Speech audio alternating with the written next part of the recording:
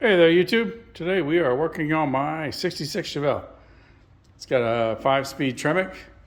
It's got an LS1 out of a 98 Trans Am. Did all the work myself, including the body work. It's got new quarter panels, some work on the front fenders, new hood, new trunk lid. I did the interior. But today I've got a rear main crankshaft seal leaking. So just quickly go through, and I already loosened that up. But we'll kind of go through the quick steps here of getting this transmission out, which is a lot easier as I go, because I've had it out. It's a long story. I've had it out 3 or 4 times in the last 2 months. So something new breaks. Every time I get it out, put it back in, something new breaks. So hopefully, I think this is it. So we'll jump into it. Okay, so we'll take an Allen wrench. We'll get this gear shifter off. All right, and then there's this rubber boot. Once you get that off, these Tremecs. And then you've got 2 nuts here, one there. Of course, it's the wrong size. Let's see. Hopefully, this one fits. Does not. Must be metric. Okay. So you got a nut here, and then you can pull this little stubby shaft off. And I need to do that to get the transmission out. Okay. Went out and got my metric Allen wrenches. This one is 6mm. So just put it on there. Okay, have those 2 loosened up. We will jump in here.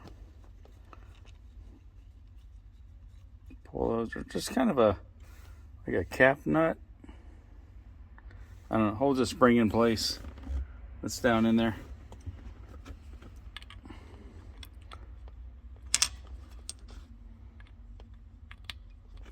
Oh no, too tight. What holds it in place? You've got this spring underneath that cap nut, and then you've got this little lever arm here that goes on top, and it's on each side. Again, this is a Tremec TKO 5-speed.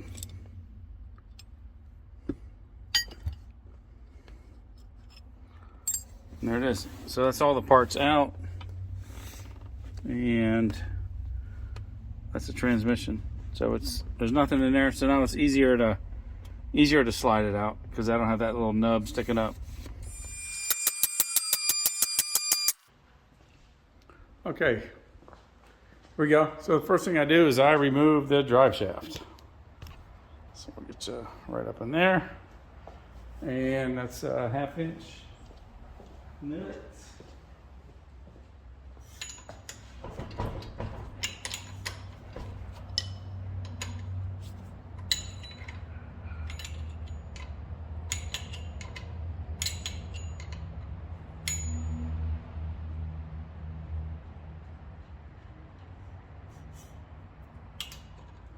Like I said, I've had this in and out, I don't know, off the count. This may be the 4th, 5th time it's been out in the last 2 months. It's a long story. So,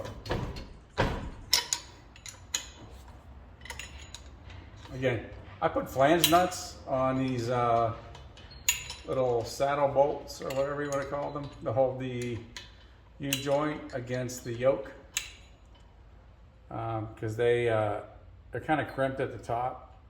They're almost like nylon nuts, but it's all metal, and I just felt better about it than using lock washers and just regular nuts. So it's held up for over 100,000 miles. This isn't a race car, it's just a daily driver, and now I'm shifting gears manually instead of automatic. And I swear to God, there's been nothing but problems since this manual went in. So, maybe the car doesn't like the manual transmission. I don't know. Call Christine And for you, those who haven't seen it, Christine was a movie about a car came to life, kill people. Oh, thank you for that. All right, so that's it. Drive shaft's out. So anytime you have a U-joint cap fall off, you always want to look inside and, where's the camera? There we go. Ah, you can't see, but you want to make sure none of those needle bearings fell out. This one I just looked, they haven't, so I'll just slide it back on. All right, so now we got I'm gonna plug up the transmission to keep the transmission fluid from rolling out. When I bought the transmission, it came with this. It was inside this little seal. So now I hung on to it. Thank God I did.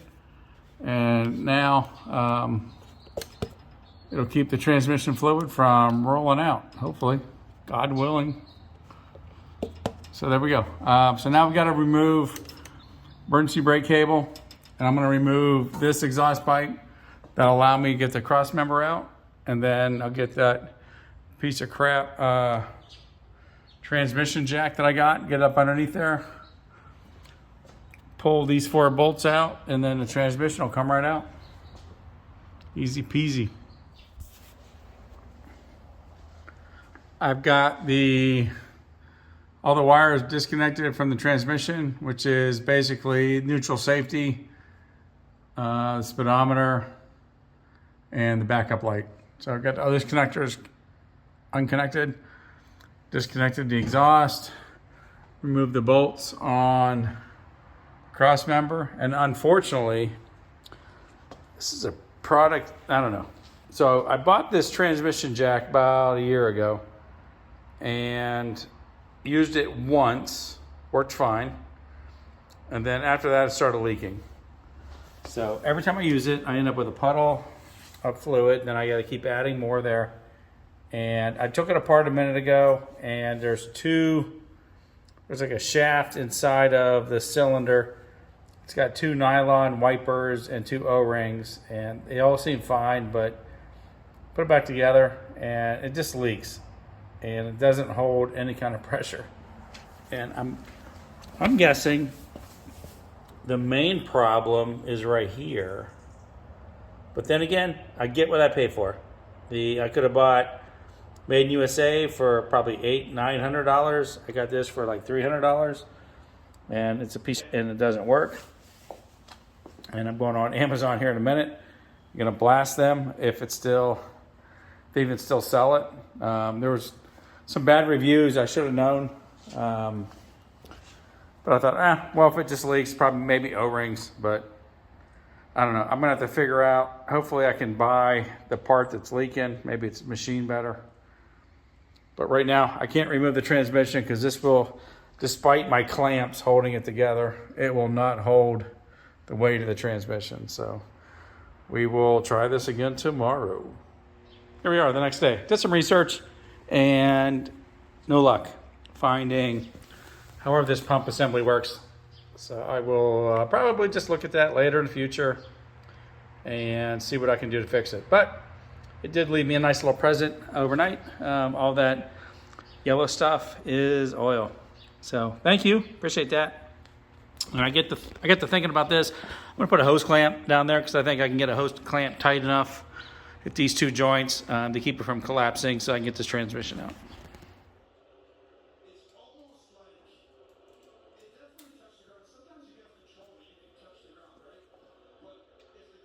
So it's just 4 bolts to get transmission off the bell housing.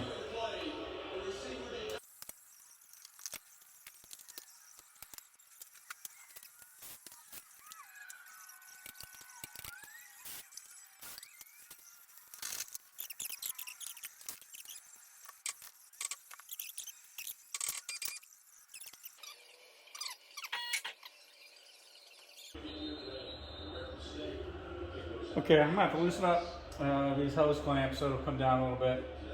Or I could just lift it off, I guess. Maybe not. That was funny.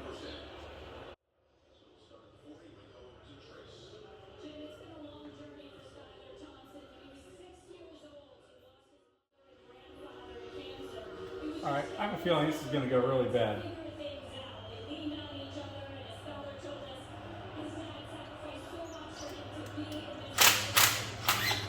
Oh!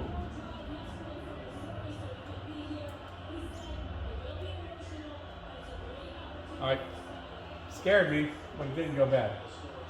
Actually, I think that's enough to get it out from underneath the car.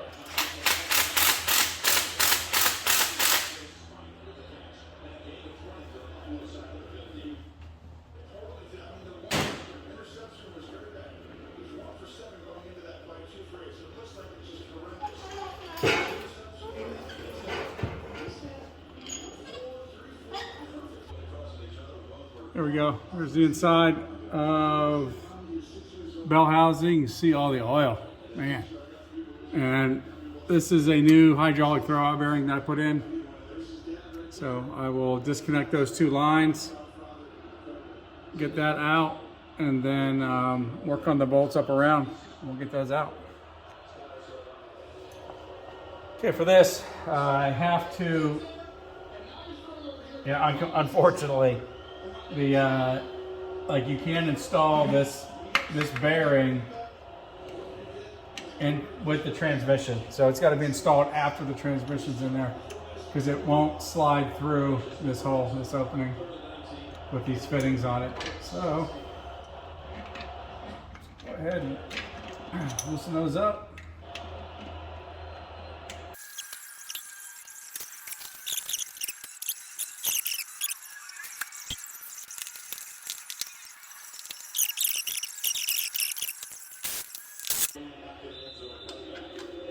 So I may have to play music. I got it's wild card football weekend, and I've got a football game playing in the background. So we'll see how much it's picked up. I may have to play music, so I don't get demonetized like I have on some of my other videos. But it's not like I'm making money anyways. I need 1,000 subscribers to make money, and I've been sitting at 800 for a long time.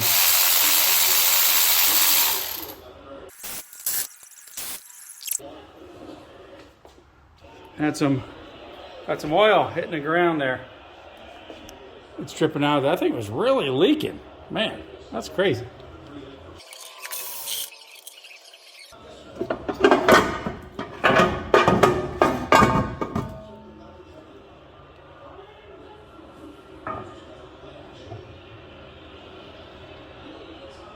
Yeah, you can see there's a ton of oil inside the bell housing, and now it's a ton of oil on my floor.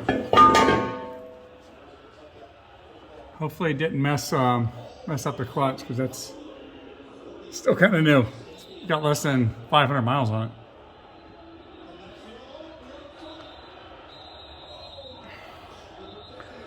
All right, I'm gonna go ahead and pull that off, and we'll see what we got.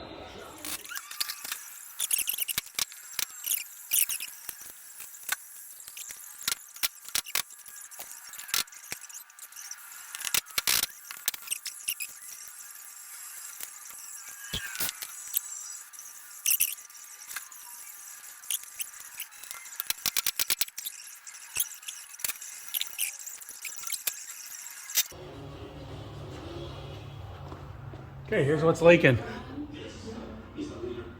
So on these LSs, you have this whole assembly, but here's the specific seal that's leaking. I bought a whole new deal. There's a whole alignment procedure because it bolts to the oil pan, but I feel that it's good with the alignment, so I'm going to get the new one, and then we'll get it swapped out. All right, I'm going to go ahead and I've already taken out the 2 bolts from the oil pan to this cover. I'm going to take out the rest.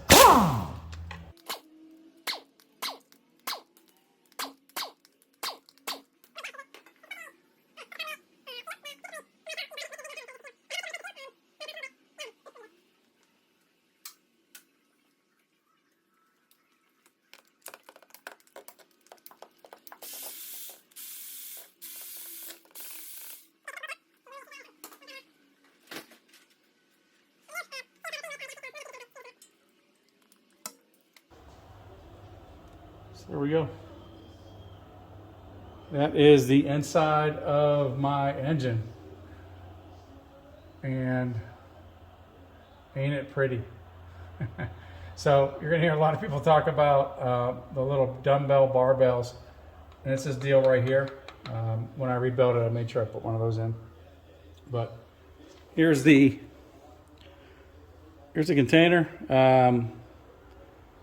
which when I pulled this engine apart, it had that you know, I guess oil color on there, and I thought it's because they didn't change the oil, but I change oil pretty regularly in this thing, and that color has come back. So maybe I need to switch over to synthetic. But so now I'm going to get that gasket off. I'm going to get everything cleaned up, get the new one prepped, and we'll put it on. There we go. I thought I bought a metal plate with the gasket already installed, or the seal already installed, but I did not. So I got a Felpro kit. Came with this fancy gasket with the blue silicone instead of the old one with the black. And then it came with this seal. So the seal, I paid attention to, like, it'd be nice if they just like stamped into plastic inside, outside, but they did not. But I did pay attention when I pulled the old one out. So the new one goes in just like this. And I'm just gonna get a hammer and finally tap that son of a bitch in there. There we go. Got a little hammer, little tappy tappy.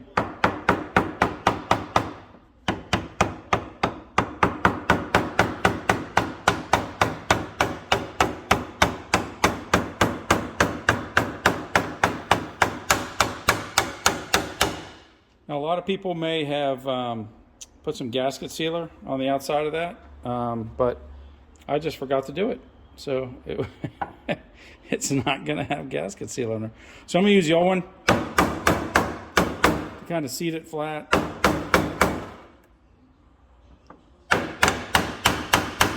It's going a little bit.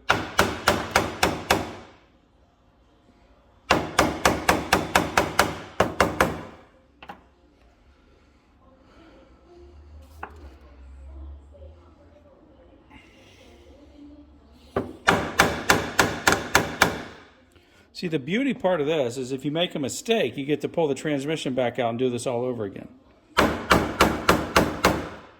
But I think, actually, you know what? I am going to just put the flywheel on, start it, let it run, and if it doesn't leak, then I'll put the transmission back in, because this is, I don't have time. I don't have time for that.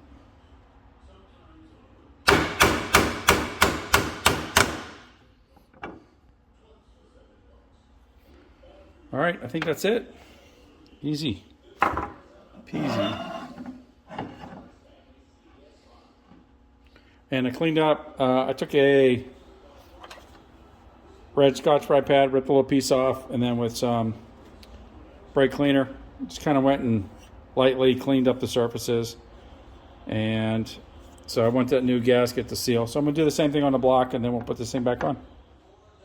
All right, here we go. So put this back in. I got the gasket on there. Guess I'll pull out this little white thing or push it in. And I saw the internet experts said that you shouldn't be putting oil on there for this seal because something about it being graphite and you don't want oil on it. So, okie dokie.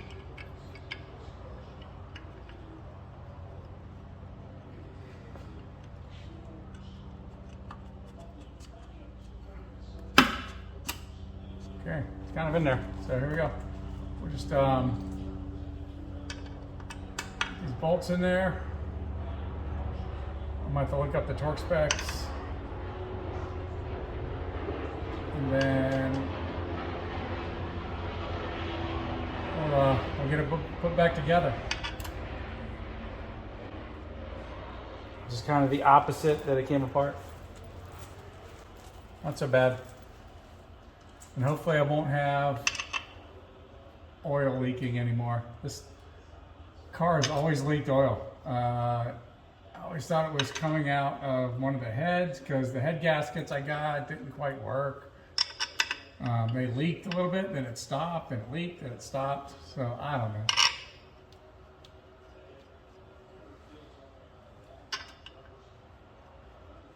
But I remember when I put this together last time, I left the oil pan off and I kind of let the gas or the seal around the crankshaft determine where the plate rested, and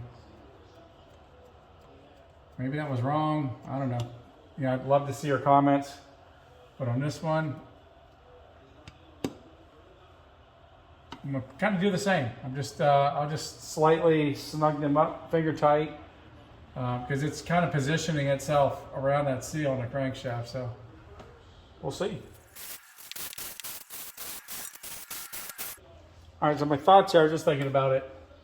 When I was doing the tunnel, maybe some metal pieces got in between the seal and the crankshaft, because it went from hardly leaking to just going out of control leaking. So I don't know. Well, hopefully this fixes it.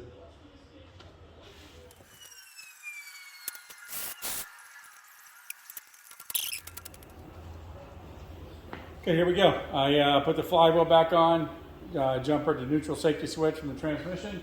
I'm gonna fire it up, let it run for 4 or 5 minutes, jack it back up, take the flywheel off, and if there's no leaks, put the transmission back in.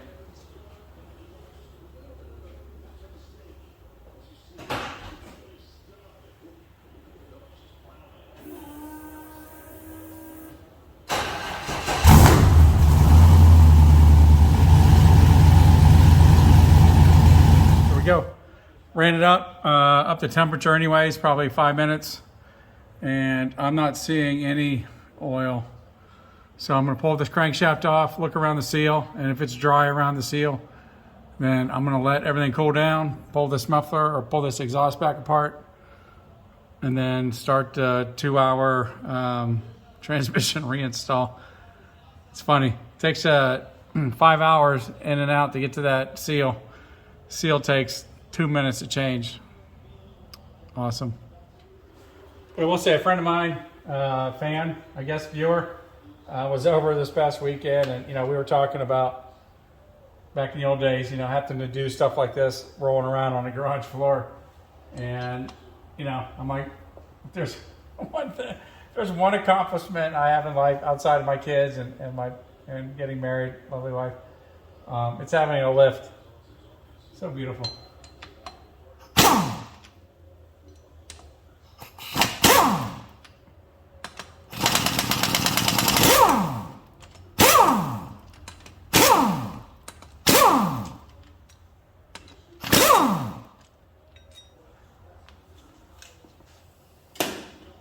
All right, here we go. This is it.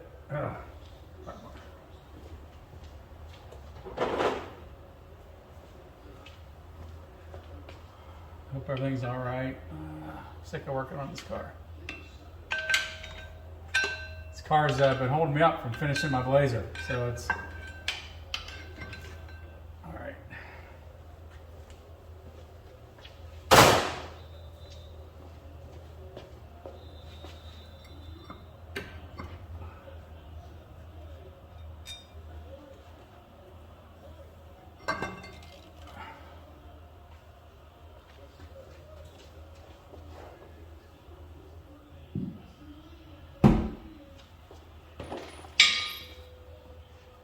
All right, here we go. So there was some kind of an assembly lube around that seal and that white plastic piece, but I'm not seeing any oil whatsoever. So I am gonna call this a success, and we will, I'm gonna clean this up a little bit. Get some, it's been leaking for a long time.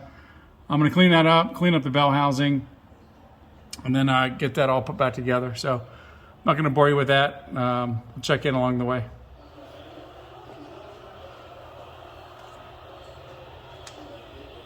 If you're watching my video, I imagine you probably already know a lot of this stuff. Maybe you're getting bored, but anyways, when you buy a clutch kit, you're going to get this pilot bearing input shaft alignment tool. You're gonna get the clutch. This is a clutch. This is it. It's got like brake-like material around on both two sides. Goes up here, goes against the flywheel. then use this alignment tool. This goes into the pilot bearing. So you jam that in there. And so what that does is when you go to align your transmission, it's going to go right in. Because if you don't have one of these, holy moly. But here's the problem. So with this tight, it's still got some wiggle room. So what I like to do when I put the pressure plate on, kind of move it to about whether it's in the middle of the wiggle room, and then we move on from there. So now I'm going to move on to the pressure plate. I'm going to go find it. All right, so here's the pressure plate, and your clutch pedal through either mechanical or hydraulic means pushes against these fingers right here, and then it pushes or releases off of the clutch. So we're going to get this up here.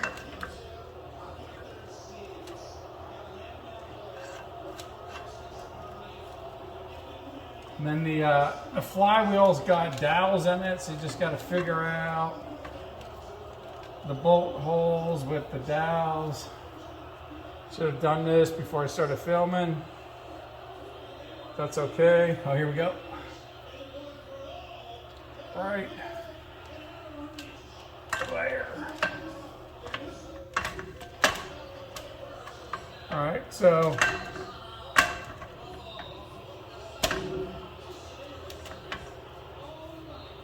all right, trust me, it's lined up with the dowels. My hand tighten some of these bolts in. Not tighten them down because like the clutch will still move around. But this pressure plate, I just don't want it to fall off. Hit my foot, hit the floor, damage itself, damage me. So I will say I'm pretty excited. Hopefully this thing doesn't leak oil anymore. I'll cross it off my list because everything but my lift and my floor jack in my shop leaks oil, which is, I could go around. It's a lot of stuff, but go through. I'll pull up these specs. The flywheel specs for LS1. I want to say it was like I already forgot. It was like 33 foot-pounds, then 45 foot-pounds, or 54 foot-pounds, and then 74 foot-pounds was the final torque for the flywheel. So, so that's done. I think I remember hearing something about torque to yield, where you just torque it to a degree. Like you get it to a certain torque, and then you just twist it to a certain degree. I don't know. But anyways, that's a clutch, or a pressure plate, clutch, and then flywheel. And yeah, I'm gonna torque that down. And I definitely go in a star pattern because you'll see the fingers move as you torque it down. I don't want it to be all wonky. And then after that, we put the bell housing on, and the transmission, and then here we go. Here we go. Got the bell housing in, all torqued down. Got the pressure plate in there. Got the pilot bearing, clutch alignment tool out, and got everything cleaned up on the transmission. Again, I'm using this Ram clutch. Actually, I don't think they make it. I think they buy it from somebody because I've seen multiple companies selling it. But anyways, there's some shims back here, and I've had this thing in, and I've had this transmission in and out multiple times over the last few months. And you essentially measure from the case to the fingers, and then you measure from the face of this pressure plate, or this, then you measure from the face of this bearing on the hydraulic bearing to the fingers, and you add shims because you want it to be kind of right on within, I don't know how many thousandths, but it's right in. It felt good last time I had it together, so we will slide this thing back in. Well, unfortunately, I lost video of getting that transmission back in, but I did get the transmission back in, all bolted up. You can see the shifter is all back in there, and I swear this car is dying for attention. So the long story is, I pretty much blew up. I had a 4L60E, it stopped working, and I wanted to be able to shift gears. So I bought a Tremec 5-speed. I bought this Willwood master cylinder setup, built some brackets, kind of see it down there. Got the master cylinder in there, ran some lines to the hydraulic throwout bearing. So then I had a job opportunity to move to Arizona. So I moved to Arizona, and I didn't have time to build a tunnel. So I got around to, so I'm here now, and I built the tunnel, put the transmission in it, and it was leaking. So I run brake fluid, is the fluid. It was leaking brake fluid. So pulled it apart and saw that one of the lines that I bought was leaking. So bought a new line, put it back together, still leaking. Pulled it back apart and saw that the line was bad, bought a new line, put it back together, kind of messed up the hydraulic throwout bearing. That's a long story. Pulled it back out, got a new hydraulic throwout bearing, put it all back together, and then started leaking oil. So then that was the video you just watched, is me pulling it out because of the oil leak. Put it all back together, backed it down on the driveway, and it just starts puking antifreeze all over the place. So there's a new water pump, and it goes right in there. So the good news is, when I bought this LS, it was like 12 years ago, I bought a new, I went to AutoZone. I got a Duralast water pump, and I got a Duralast alternator. And the guy he was like, hey, upgrade from Value Craft to Duralast. And if you know me, I make fun of Duralast all the time. But that Duralast came with a lifetime warranty. So I just got this $125 water pump for free 12 years later. So still under warranty. AutoZone, no questions asked. They just swapped it out and gave me a brand new one. So that's pretty awesome. And with the gaskets. So I'll be putting that in, and then hopefully at some point I'll be sharing some videos of smoky burnouts. We'll see how it goes. But this is the Chevelle. Start calling it Christine because it's trying to kill me with all this extra work. But thanks for watching. I don't know, if you could subscribe, that'd be pretty awesome, because like I said, I'm not making any money on any videos until I get 1,000 subscribers, and I just need a couple hundred more. So yeah, thanks. See you next time.